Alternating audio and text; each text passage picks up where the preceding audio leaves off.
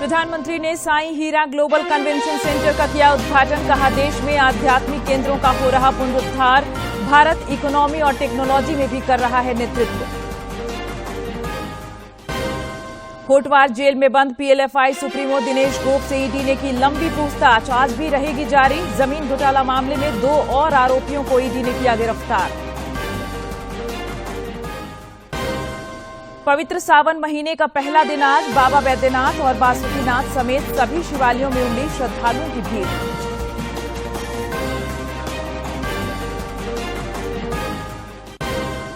और 13वीं hockey India junior महिला hockey championship के दूसरे मैच में झारखंड की टीम ने राजस्थान को 0 के मुकाबले 9 गोल से किया पराजित। क्वार्टर फाइनल में किया प्रवेश।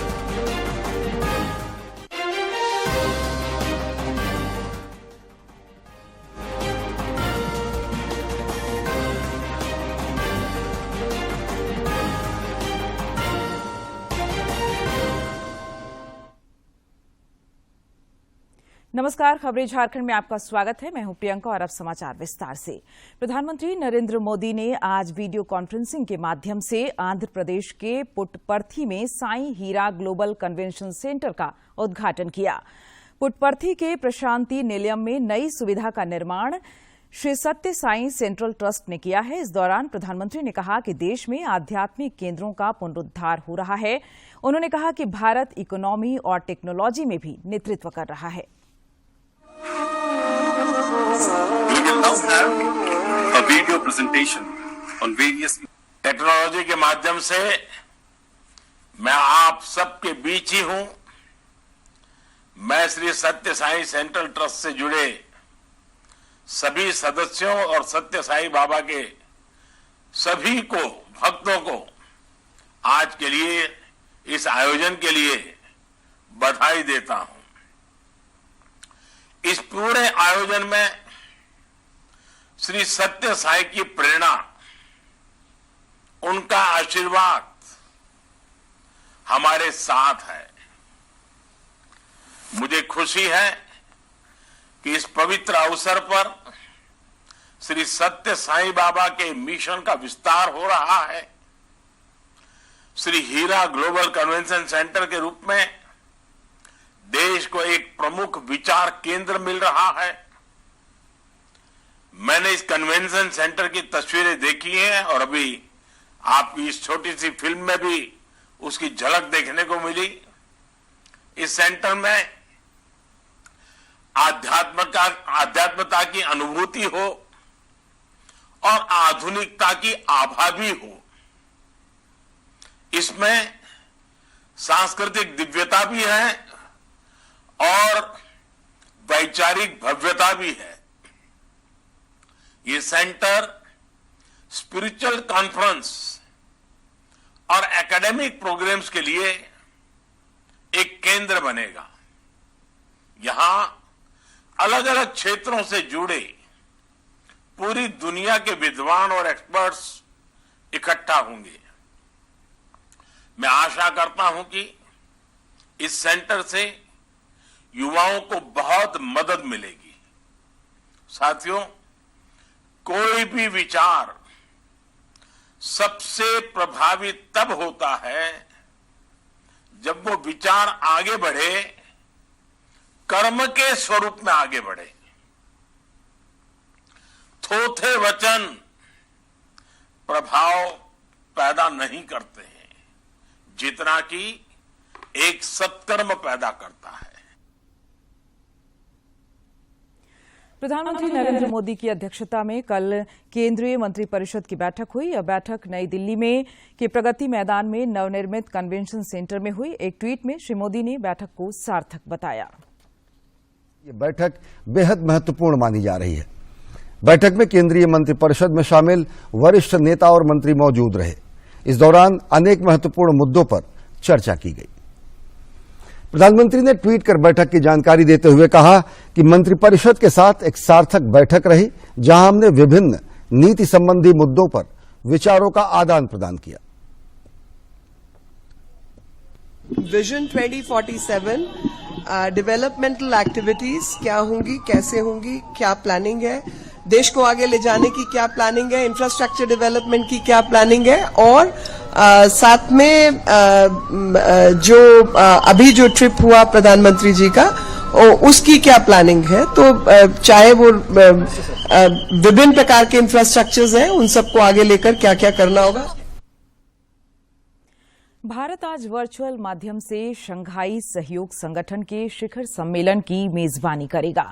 प्रधानमंत्री नरेंद्र मोदी शंघाई सहयोग संगठन परिषद के राष्ट्राध्यक्षों के शिखर सम्मेलन की अध्यक्षता करेंगे।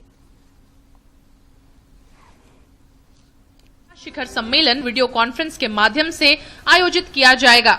सम्मेलन की अध्यक्षता प्रधानमंत्री नरेंद्र मोदी करेंगे। एससीओ एक प्रभावशाली आर्थिक और सुरक्षा संगठन है और महत्वपूर्ण अंतर्राष्ट्रीय संगठन के रूप में उभरा है। इसकी स्थापना 2001 में शंघाई में एक शिखर सम्मेलन में हुई थी, जिसमें रूस, चीन, किर्गिज गणराज्य, कजाकिस्तान, तजिकिस्तान और उज्बेकिस्तान के राष्ट्रपति शामिल थे। 2017 में भारत और पाकिस्तान इसके स्थायी सदस्य बने। A lot of many international summits in recent years have taken place in the virtual format. So taking all factors into account, and there's no single factor, it's a totality of various factors. We decided that the forthcoming summit of the SCO is best also done in the same manner, that is virtual. Preparations for the successful organizing and holding of this summit are underway, and we are confident that it will produce notable outcomes. It will be a success. We have now communicated to SCO partners about this event being held in virtual format on 4th of July, and we look forward. Our expectation is that everybody would be able to join. चीन, रूस, Kazakhstan, Kyrgyzstan, Pakistan, Tajikistan और Uzbekistan को शिखर सम्मेलन में भाग लेने के लिए आमंत्रित किया गया है। ईरान, बेलारूस और मंगोलिया पर्यवेक्षक देश के रूप में शामिल होंगे। तुर्कमेनिस्तान को अतिथि देश के रूप में आमंत्रित किया गया है। चीन और पाकिस्तान भी बैठक में शामिल होंगे।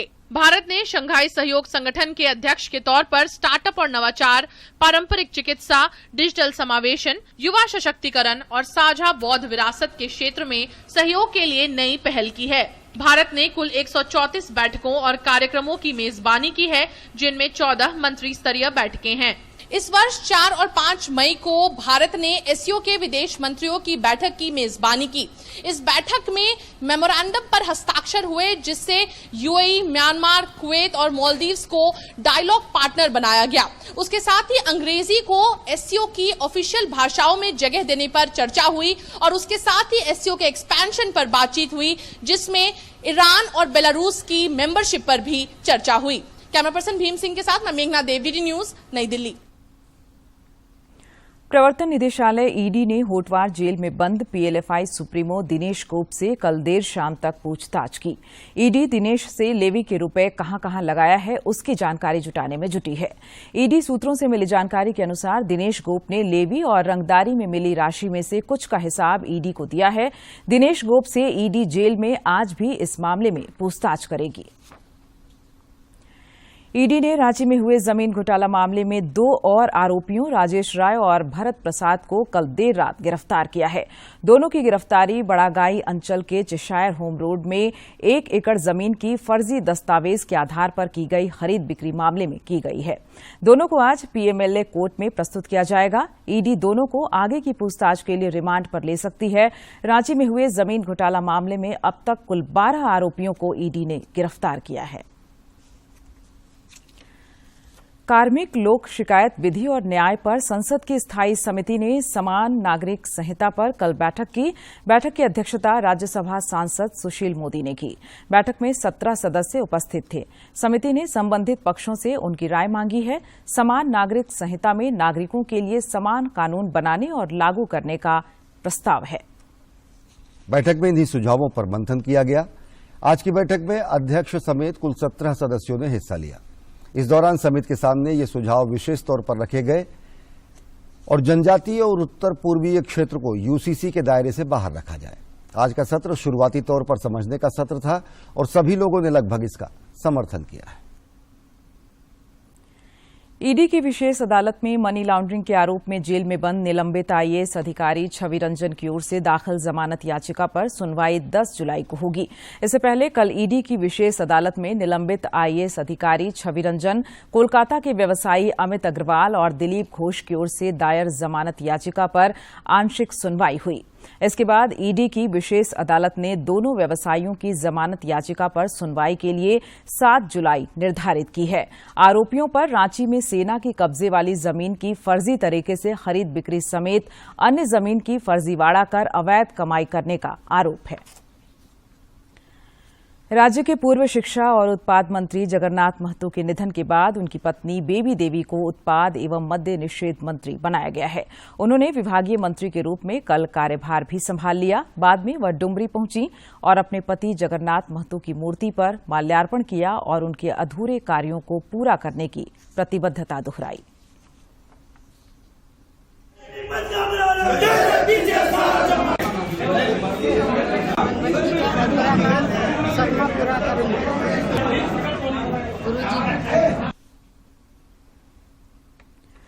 महाराष्ट्र में अजित पवार के भाजपा शिवसेना गठबंधन सरकार में शामिल होने के बाद अब एनसीपी पर कब्जे की जंग शुरू हो गई है।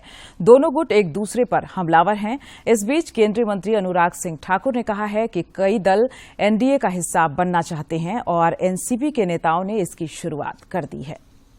बहुत सारे राजनीतिक दल एनडीए का हिस्सा बनना चाहते हैं और एनसीपी ने उसकी शुरुआत की। मुझे पूर्ण विश्वास है एनसीपी का एनडीए में आना और महाराष्ट्र की सरकार का हिस्सा बनना, जहां एक और महाराष्ट्र में विकास को नई गति देगा, वहीं पर 2024 की दृष्टि से भी इन दलों का साथ में जुड़ना और कई और दलों का भारत के विकास के लिए एक मजबूत, निरंतर और स्थिर सरकार भारत के हित में देखते हैं तो लोगों का जुड़ना स्वाभाविक है। दुष्कर्म के कारण गर्भवती हुई नाबालिग बच्चियों को निर्भया फंड से सभी आवश्यक सहायता मिल पाएगी। महिला एवं बाल विकास मंत्रालय ने निर्भया फंड में इसे लेकर विस्तार दे दिया है। इस योजना का उद्देश्य उन नाबालिग लड़कियों को अदालत की सुनवाई और कानूनी सहायता में भाग लेने के लिए आश्रय, भोजन और दैनिक जरूरतों के साथ सुरक्षित परिवहन प्रदान करना है, जो बलात्कार, सामूहिक बलात्कार के कारण गर्भस्थ हो गई, जिसके चलते उनके परिजनों और परिवारों ने उन्हें छोड़ दिया। महिला और बाल विकास मंत्रालय के अधिकारी ने बताया कि साल 2021 में राष्ट्रीय अपराध रिकॉर्ड ब्यूरो ने पॉक्सो अधिनियम के तहत 51,863 मामलों की सूचना दी। इनमें से कई मामलों में लड़कियां गर्भवती हो जाती हैं और कई शारीरिक और मानसिक स्वास्थ्य चिंताओं का सामना करती हैं। ये तब और बढ़ जाता है जब उन्हें अपने परिवारों द्वारा छोड़ दिया जाता है। ऐसे में अब निर्भया फंड से नाबालिग लड़कियों की इन आवश्यकताओं को पूरा किया जा सकेगा। ये मदद उन्हें 23 साल की होने तक दी जा पाएगी। नाबालिग दुष्कर्म पीड़िता के लिए केयर सेंटर में अलग से व्यवस्था की जाएगी। बाल गृहों को इस संबंध में निर्देश दिए गए कि वो ऐसी पीड़िता की देखरेख के लिए एक प्रतिनिधि को भी नियुक्त करें।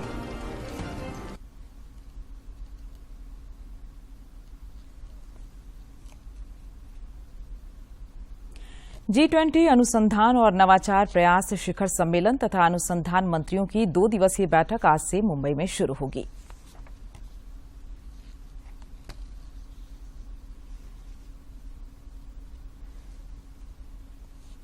G20 सदस्य देशों के 29 अनुसंधान मंत्री, आमंत्रित देशों के प्रतिनिधि और अंतर्राष्ट्रीय संगठनों के 107 प्रतिनिधि इस बैठक में हिस्सा लेंगे। बैठक में G20 विज्ञान सहभागिता से जुड़े मंत्री स्तरीय घोषणा पत्र पर चर्चा की जाएगी और इसे अपनाया जाएगा। मंत्री स्तरीय घोषणा पत्र को अपनाना भारत की 2023 में G20 की अध्यक्षता के दौरान भारत के विभिन्न हिस्सों में आयोजित बैठकों की श्रृंखला में हुई G20 RIIG की गतिविधियों की परिणति का एक प्रतीक होगी। हरियाणा के गुरुग्राम में कल से शुरू हुई भारत की G20 अध्यक्षता के अंतर्गत स्टार्टअप 20 एंगेजमेंट समूह की 2 दिवसीय बैठक का आज आखिरी दिन है। 23 यानी कम्युनिके 2023 जारी किया गया। इसमें G20 देशों द्वारा वर्ष 2030 तक ग्लोबल स्टार्टअप इकोसिस्टम के लिए सालाना $1 ट्रिलियन के निवेश की बात कही गई। वाणिज्य और उद्योग राज्य मंत्री सोम प्रकाश ने कहा कि ग्लोबल इनोवेशन इंडेक्स में भारत की लंबी छलांग भारत में समृद्ध स्टार्टअप इकोसिस्टम का प्रतीक है। वहीं G20 शेरपा अमिताभ कांत ने कहा कि भारत में आज 1 लाख से अधिक स्टार्टअप हैं और अच्छे स्टार्टअप के लिए फंड की कोई कमी नहीं होगी। भारत की G20 अध्यक्षता के तहत स्टार्टअप 20 एंगेजमेंट ग्रुप का लक्ष्य वैश्विक स्टार्टअप परिस्थिति तंत्र के भविष्य को आकार देना है। सावन का पवित्र महीना आज से शुरू हो गया है। सावन के पहले दिन झारखंड समेत देश भर के शिवालयों में जलार्पण के लिए श्रद्धालुओं की भीड़ उमड़ पड़ी। उज्जैन स्थित महाकालेश्वर मंदिर में सावन के पहले दिन भस्म आरती की गई। इधर देवघर स्थित बाबा धाम मंदिर में भी सावन शुरू होते ही श्रद्धालुओं की भीड़ उमड़ पड़ी। बाबा मंदिर में आज से 31 अगस्त तक श्रद्धालु अर्घा के माध्यम से बाबा बैद्यनाथ का जलाभिषेक कर रहे हैं। वहीं स्पर्श पूजा बंद कर दी गई है।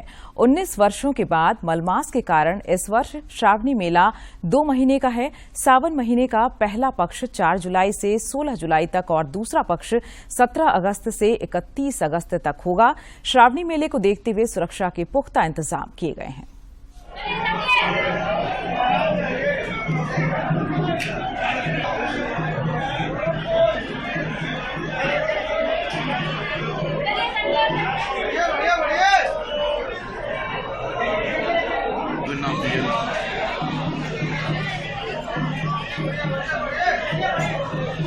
जय बैद्यनाथ, जय बैद्यनाथ।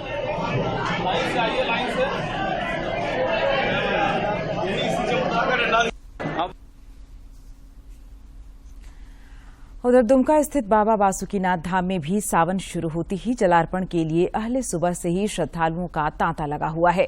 श्रद्धालुओं को किसी प्रकार की परेशानी न हो, इसके लिए जिला प्रशासन की ओर से पुख्ता इंतजाम किए गए हैं।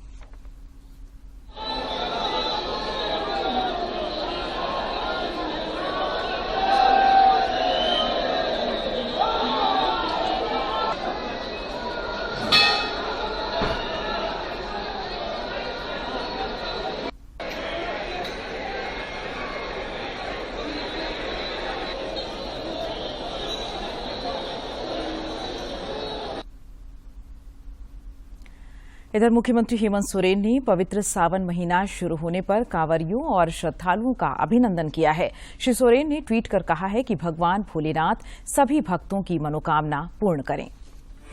सावन आ चुका है, श्रावणी मेला भी प्रारंभ हो चुका है। झारखंड के इस देवभूमि पर, बाबा नगरी पर दुनिया भर के सभी श्रद्धालुओं का झारखंड स्वागत करता है। झारखंड सरकार आपका स्वागत करता है। हर साल की भांति इस बार भी हम सभी इस महापर्व को धूमधाम से मनाएं, संपन्न करें। सभी कांवरियों को बेहतर से बेहतर सुविधा कैसे मिले, इसका। इधर राजधानी रांची स्थित पहाड़ी मंदिर में कल गुरु पूर्णिमा पर बनारस की तर्ज पर महादेव की दिव्य आरती की गई। यह आरती पीयूष पाठक ने की। इस अवसर पर सैकड़ों श्रद्धालु बाबा की महाआरती में शामिल हुए और जयकारे लगाए।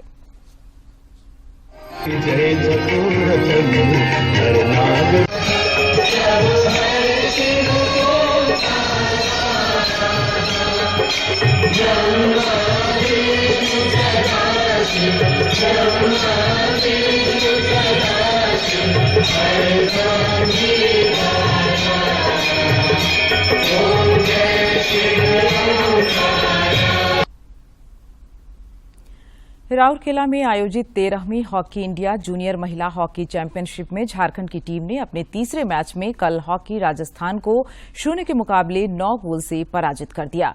इस जीत के साथ ही झारखंड की टीम क्वार्टर फाइनल में प्रवेश कर गई है। और अब नजर डालते हैं खेल जगत की खबरों पर।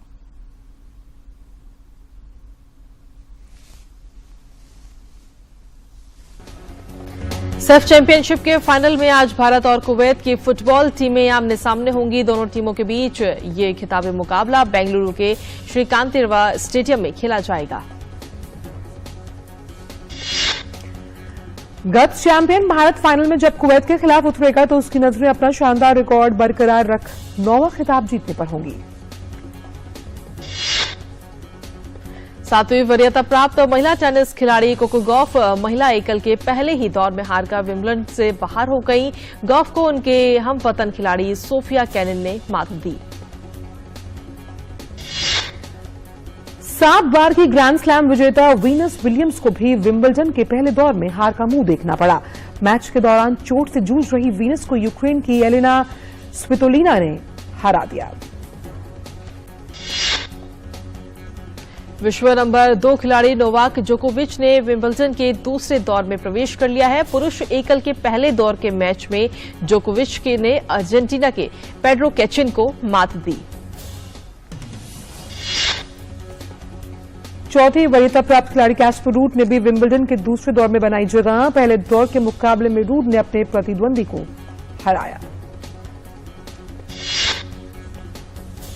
अमेरिका की 4थी वरीयता प्राप्त जेसिका पेगुला को विंबलडन की दूसरे दौर में जगह बनाई। जेसिका ने पहले दौर के मुकाबले में हमवतन लॉरेन डेविस को हराया। पुरुष एकल वर्ग में 7वीं वरीयता प्राप्त आंद्रे रुब्लेव ने विंबलडन को दूसरे जो दौर था उसमें जगह बनाई है और पहले दौर के मुकाबले में रुब्लेव ने ऑस्ट्रेलिया के मैक्स पार्सेल को हरा दिया।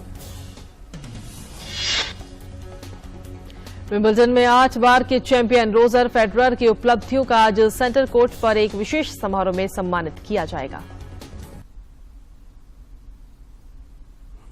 और अब कुछ खबर राज्य के विभिन्न जिलों से।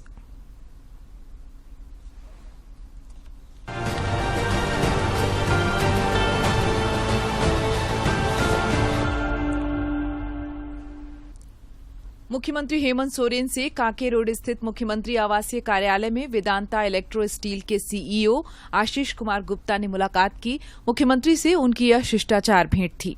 झारखंड पार्टी ने सिमडेगा जिले में बिजली की समस्या को लेकर पावर हाउस सिमडेगा के समीप एक दिवसीय धरना प्रदर्शन किया। मौके पर पार्टी के केंद्रीय अध्यक्ष सह पूर्व मंत्री एनो सिक्का ने कहा कि बिजली विभाग की लापरवाही की वजह से लोगों के सामने विकट समस्या उत्पन्न हो चुकी है और लोग पूरी तरह से परेशान हैं।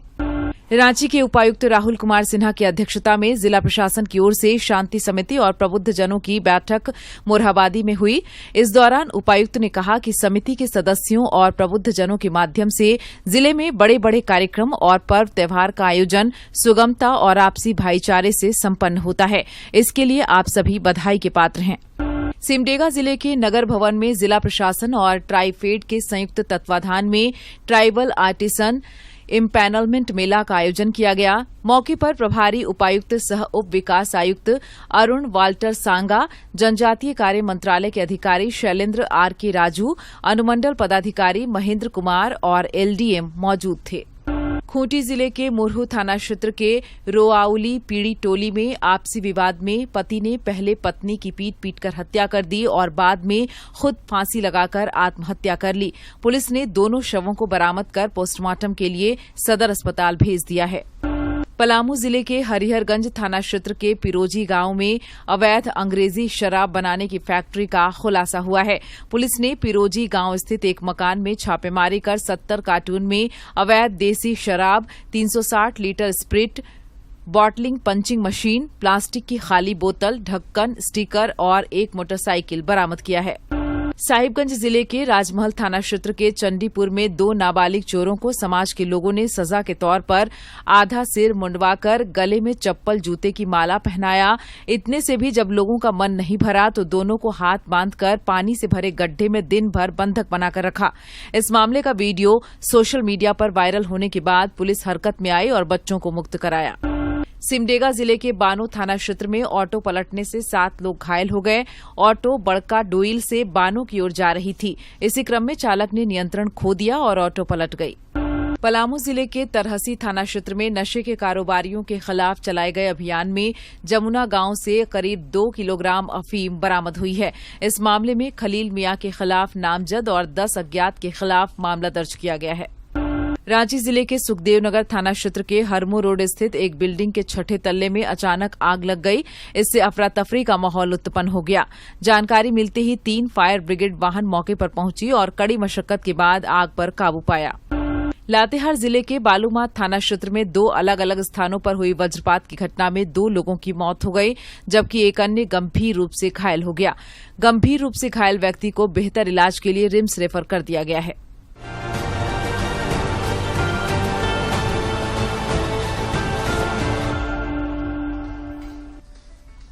आगे बढ़ेंगे, नजर डालेंगे मौसम पर। राज्य में आज से एक बार फिर मानसून सक्रिय होगा। 9 जुलाई तक हल्के से मध्यम दर्जे की बारिश होने की संभावना है। मौसम विभाग के पूर्वानुमान के अनुसार इस दौरान देवघर, जामताड़ा, गुड्डा, दुमका, पाकुड़ और साहिबगंज जिले में कुछ स्थानों पर भारी बारिश हो सकती है। मौसम विभाग ने बताया है कि डाल्टनगंज से बंगाल की खाड़ी तक मानसूनी टर्फ बना हुआ है, जिसकी वजह से बारिश होगी। वहीं संताल परगना के कुछ जिलों में कहीं कहीं भारी बारिश भी होगी और इसके लिए मौसम विभाग ने अलर्ट जारी कर लोगों से सावधान रहने की अपील की है। उधर गोड्डा जिले में पिछले 24 घंटे के दौरान हुई मूसलाधार बारिश से बिहार के बांका जिले के पंजवारा को जोड़ने वाली चीर नदी पर बना डायवर्सन टूट गया। यहां पर पहले से बना पुराने पुल को तोड़कर नया पुल निर्माणाधीन है। इसके स्थान पर डायवर्सन बनाया गया था, लेकिन डायवर्सन की गुणवत्ता इतनी खराब थी कि वह मानसून की पहली बारिश में ही टूटकर बह गया।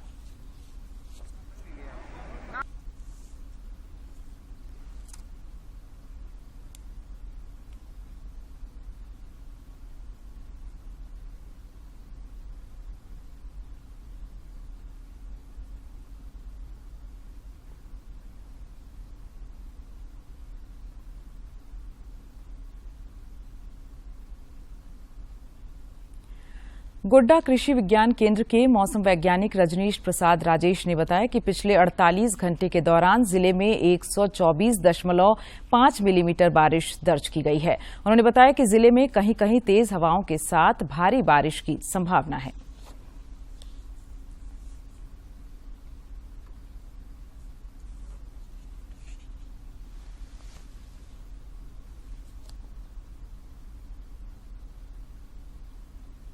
और अब बात कारोबार जगत की।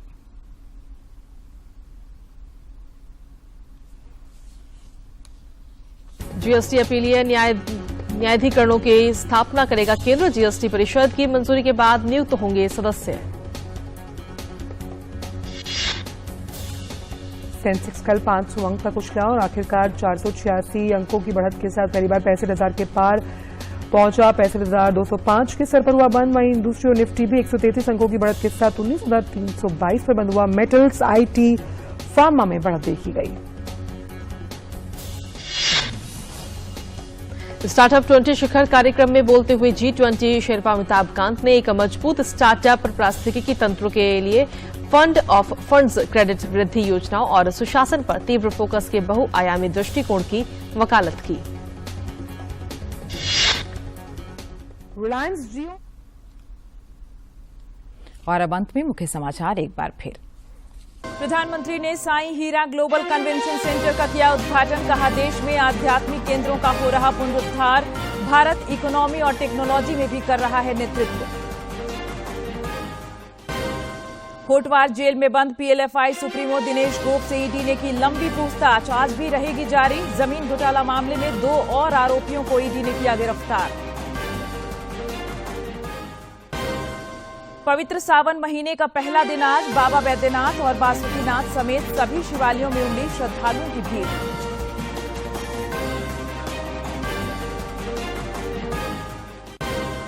और 13वीं हॉकी इंडिया जूनियर महिला हॉकी चैंपियनशिप के दूसरे मैच में झारखंड की टीम ने राजस्थान को 0 के मुकाबले 9 गोल से किया पराजित। क्वार्टर फाइनल में किया प्रवेश।